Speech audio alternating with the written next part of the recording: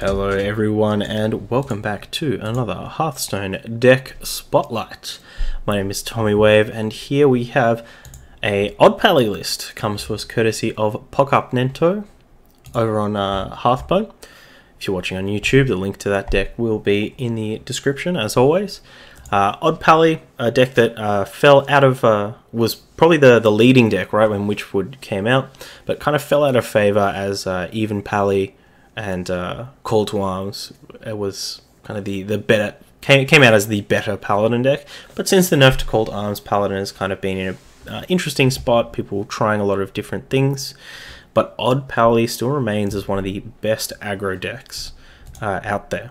Didn't lose anything from the nerf to Call to Arms, but yeah, so this is what Pokapnento has come up with. It's a very, very interesting list. I've kind of taken a look at a couple of the other Odd Paladin lists. One of the things that jumps out to me here is this this kind of 5-drop slot, where not a lot of other Paladins are playing both of the Fungal Mancers, both of the level ups, and a Leroy, which I find quite interesting. Usually there's some chops here and there. Actually, not a lot of Leroys being played in general. But given that this is an aggressive deck that we can get out under our opponent, Leroy represents a significant amount of reach to the deck. It's very interesting. The other thing to note is that a lot of the Odd Paladin decks out there that want to go for a little bit more of a late game do play Stormwind Champions or the second Vine Cleaver, some big 7-drops. Instead, Pokapnento has gone for just the one Vine Cleaver. So this is going to be a very, what it feels like, at least from just looking at the deck. Obviously, we'll need to play a bit to figure it out. But it looks like we're going to try and really get out under our opponents. We have even more 1-drops than many of the other decks are playing. And we're going to try and make our turn 5 or turn 4 on the coin a hugely impactful turn. We're really going to try and swing things that way because we don't have much of a late game beyond that. So kind of that turn 5, 6, 7, that's when we're going to look to start turning the corner and trying to get our opponent dead. Otherwise, we might be struggling a little bit. So for those of you who haven't seen the Odd Paladin archetype before, it is based around Baku the Moon Eater. Just going to upgrade our hero power. We can only play odd cost cards. The upgraded Paladin hero power spits out not 1 but 2 Silver Hand recruits. And we've got a lot of synergies with those. We've got the level ups to give them all +2/+2. We have the Fungal Mancer, which takes advantage of having quite a lot of things on board. Unidentified Maul has some good modes to support that, as well as Raid Leader and the aforementioned Stormwind Champion that we're not playing. The other kind of innovation that's come back up is Corridor Creeper, the former 5/5, now back as a 2/5. But one of the great things with Silverhand recruits is they die a lot, and your opponent kills them a lot because they don't want you to level them up. So Corridor Creeper probably regularly going to be a 0 mana 2/5, and we're going to use that to press the advantage. One of the other things that I want to note with specifically this build that some of the other builds don't have is we have a lot of 1-drops in here that aren't exactly the best proactive plays. What we mean by that is, a Firefly is fine to play on its own. It doesn't have to have a target for any kind of ability or anything like that. If we compare it to Abusive Sergeant, this is a card that we really want to deploy whilst we're trying to trade in, whilst we already have board presence, or even just to get some extra damage in. So it's not a very good proactive play. We don't want to just play it on turn 1 and just have a 1 mana 1/1. That's real bad. So Pokapnento here has both Abusive Sergeant and Acarus Veteran and Blessing of Mites, which are all 1-drops that we don't want to or can't deploy turn 1. Just an interesting thing to point out there that a lot of other decks out there have, the second Firefly, have Diamoles, these kinds of things in them, or only have 1 Blessing of Might, or aren't playing Abusive Sergeant at all.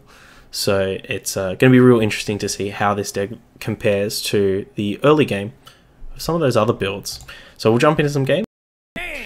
Alright, got a game against the Mage. Alright, So as we were talking about early on, we don't really want Acris Veteran on 1. We do have the Argent Squire. So I'll send everything else back. In terms of cards that we want to see, cards like Lost in the Jungle, Corridor Creeper, even Level Up are going to be quite good. But it really does depend on what kind of mage we're up against. Sweet. Corridor Creeper is great. So this Stonehill is going to be really good if we're up against control. None will survive. Kind of got that. Ooh, second Creeper. Protects me. Nice. So if they are big spell or elemental, we might get a nice turn where we can get a cheaper Creeper after they sweep the board, and then because of the 5 toughness, it's going to be quite hard for them to clear. What do we got on 3? Stonehill there. Out of my jungle.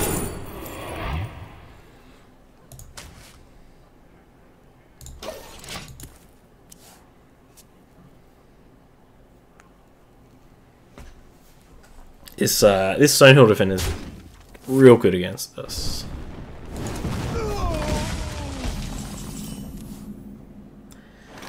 Definitely slowed us down there. Go away. I fight. The battle.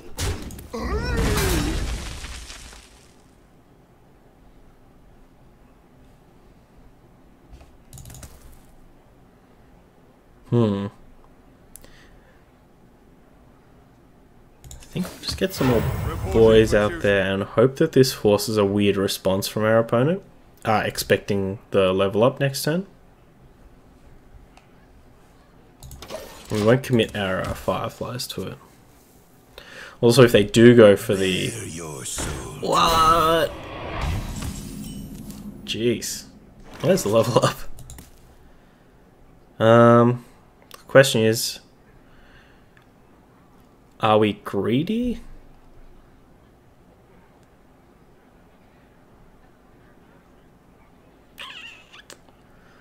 No, we don't want to be greedy. I wonder. Reporting for duty.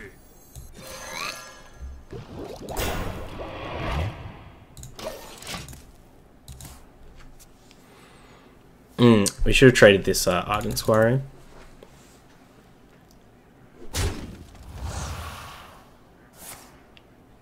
Yeah.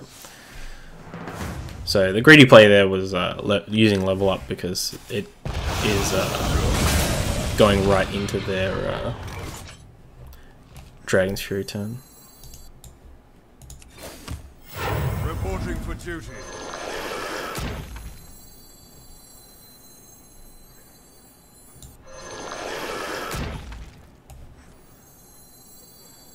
The light dims, but we fight.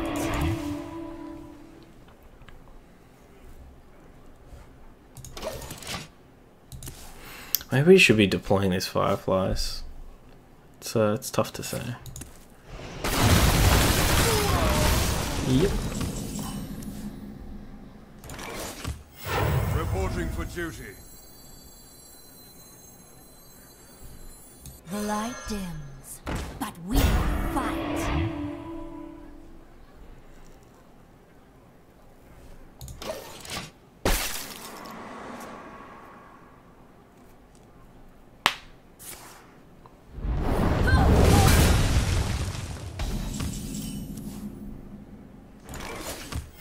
Reporting for duty. Mushroom power! Repent. Just using the Firefly there to kind of split things up from a Meteor being able to kill both the 3 power. Sweet.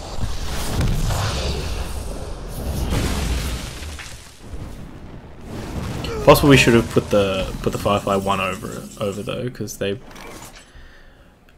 likely really wanted to kill the Repent. For justice. kill the Silverhand recruit. Reporting for duty. Reporting for duty. So we wanted to make sure we can minimize that. That belongs in a museum. Harrison too. Oof. Yucky.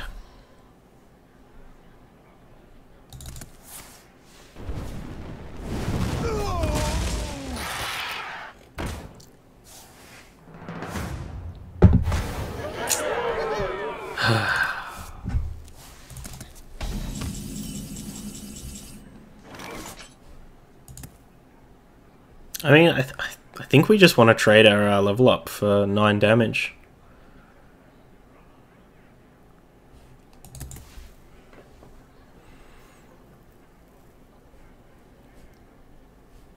Sorry, 6 damage. Let me think. 12.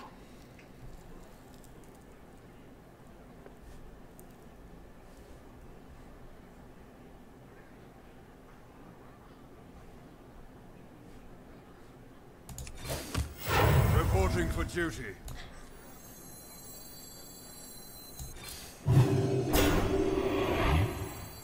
Speak your peace. Repent! The battle! The battle! The battle! Move quickly. I think that Vine Creeper... The Vine Cleaver really sucked though. Hopefully we can top deck a Maul. I think that's our best best line.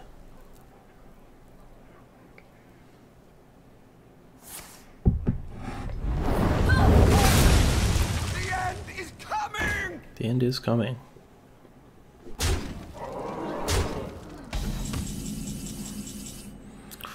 Ooh, Divine Favor. Yes, please. Give me an Acris Veteran. Or Abusive Sergeant. There we go.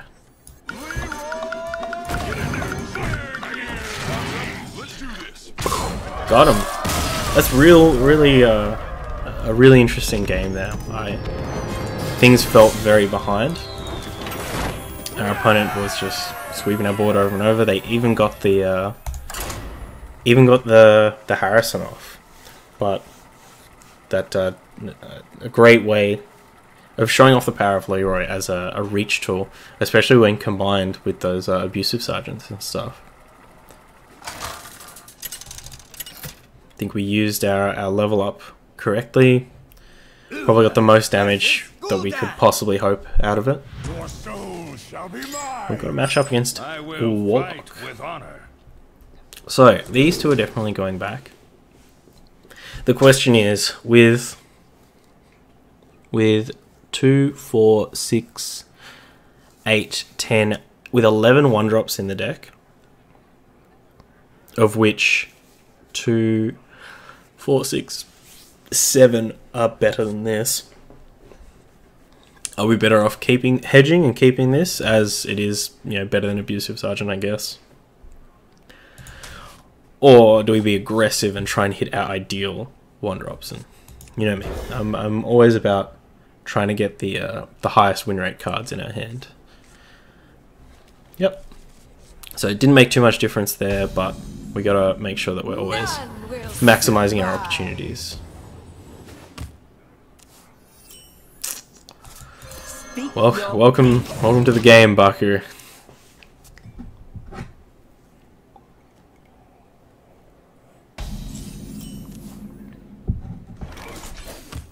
Reporting for duty. So, what Warlock are we expecting here? It's not even. Probably some kind of control or handlock variant. Ooh. Could just slam Raid Leader, get an extra 3 damage in here.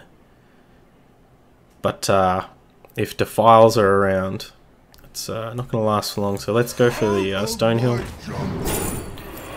Ooh, the 2 big boys right up front. I think Tarim is going to be our the better play here. What a bother. The battle! The battle! Tyrion is good and all, but the synergy that Tarim has with our deck is unrivaled.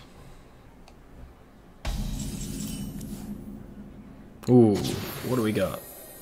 +1 attack.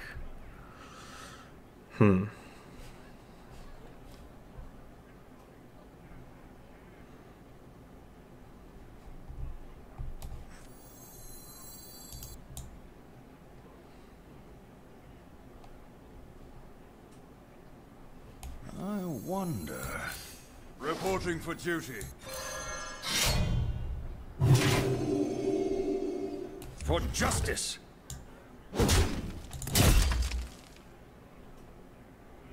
The battle. The battle. So there's actually a couple of choices there in terms of what we attack with. We could, if we wanted to make our opponent think we had more silver hand synergies in hand, we could have attacked with the Akros Veteran, which may have provoked a more aggressive response. We also could have attacked with the Stonehill Defender, but that may... we drew the level up as well. But that would put us on lower health, which opens us up to more Defile shenanigans.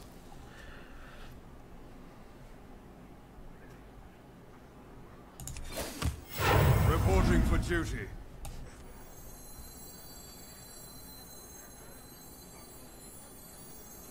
Handle it! For justice! Alright, let's see if they've got the Hellfire or the other Defile. Dalek. Sorry, friend.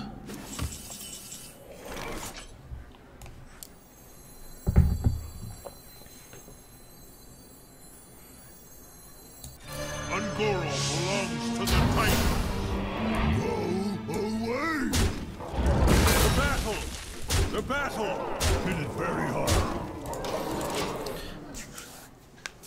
Yeah, obviously that turn, if they had... they did have the Hellfire, they just obviously weren't playing around the even cost card in our odd deck. So interesting. Would love to know our opponent's thought process behind that one. Okay. Priest here. I will fight with honor. So I think we just want to keep the one Lost in the Jungle. And what we're trying to find with these are our Corridor Creepers, possibly the level up. An unidentified Maul would be really good. Maul on curve for Divine Shield or attack. Divine Shield being particularly good against... or just everything. Everything in the world. None will survive. Silver Hand Recruits, so... Not the greatest. I think what we wanted is something that helps us have an out to Duskbreaker or Wild Pyromancer.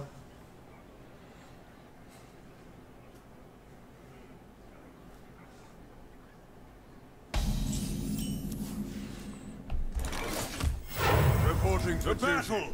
The battle! But the Corridor Creeper is a pretty reasonable out to those things. Truth is found in death. Caliseth. For justice! The battle! Reporting for duty. The battle! The battle! The battle!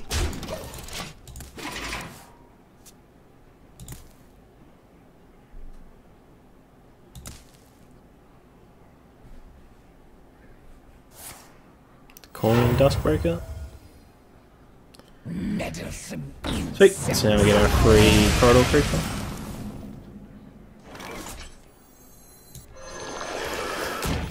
Reporting for duty. The light dims, but we fight.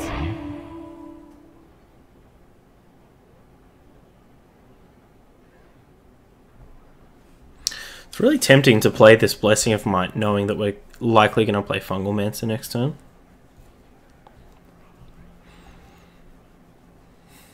question is where. Let me think.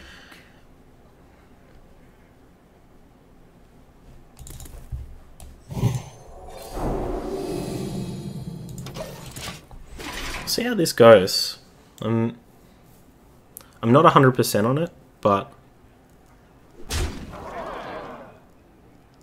other Duskbreaker. Out of my jungle! Toidle. Is someone injured?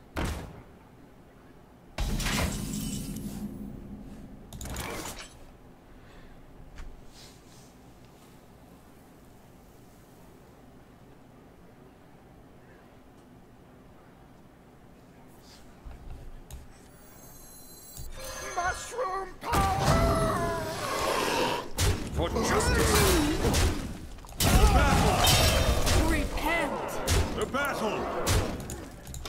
Give this one a shot if they want to kind of goof around and try and draw some cards at this stage of the game. Meddlesome Oh,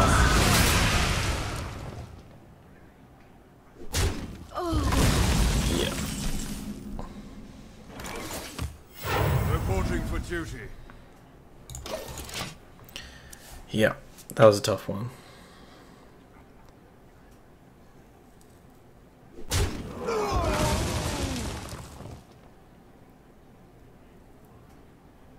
Our vigil shall never end.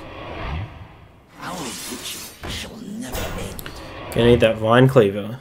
I think that's one of our few routes back into this game. The light protects me. Reporting for duty. Handle it! The battle!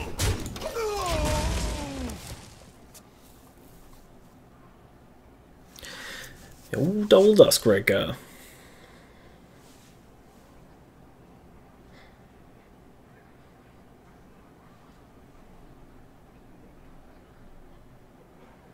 Wonder if this is actually spiteful.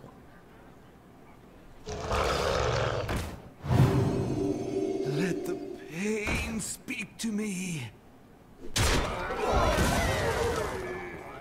If they actually played any spells.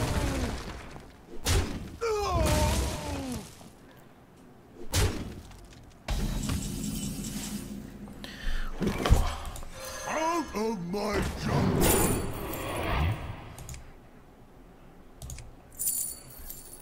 You know what? Let's go, Mastodon.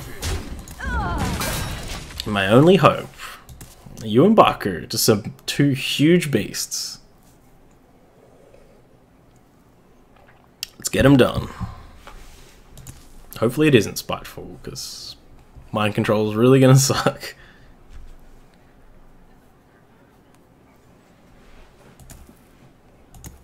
I must consider.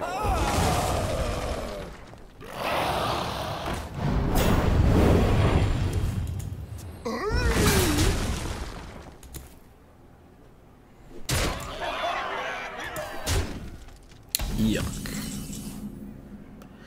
Ooh. Divine Shield. Maybe we can give our giant Mastodon Divine Shield.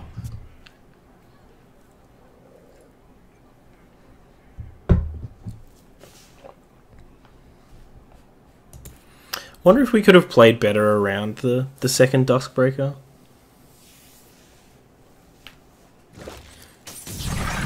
I don't think so though. Not without sacrificing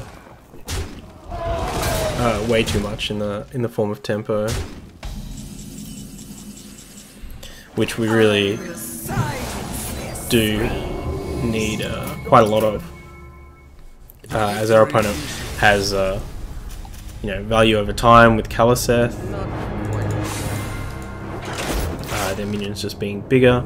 They also have more late game cards. So overall, after the games we played, it feels like a really solid deck. Like Leroy was phenomenal. We even got some good use out of the Abusive Sergeants and the Acros Veterans. Though, as with all aggressive decks like this, once we did kind of pass that point of like turn 6-7, where our cards are most impactful, 5, 6, 7, then our draws were very anemic. You know, that's when we really needed cards like Divine Favor to help us draw a lot of cards, so that we kind of hit the couple that are still relevant, or kind of you know, we can start trading 2 for 1, 3 for 1 on cards because we just have so much in order to push through that last damage. So unfortunately, we did get dunked by that priest there, but the double Duskbreaker I think is probably going to get most people, and I think playing around the second one, whilst it might not get you killed immediately, it's probably going to get you killed in the long run, as you're not going to have the presence on board or the gas to keep going. But everything felt great. Stonehill defenders were really good at clogging up the mid game, but also helping us discover some extremely powerful cards, things like Tarim and Tyrion, cards that we can't play otherwise. And yeah, I'm curious on the Blessing of Might. I think if I was going to be playing this, I might kind of cut down on one of these, maybe cut down on an Abusive Sergeant, and try and fit some of those Stormwind champions in there. But let me know what you think. If you're watching this on YouTube, send me a comment. On Twitter as well, you can send me something there. As always, the deck is on Hearthstone. It's linked in the description, so check that out. Give it an upvote. And until the next one, I'll see you soon.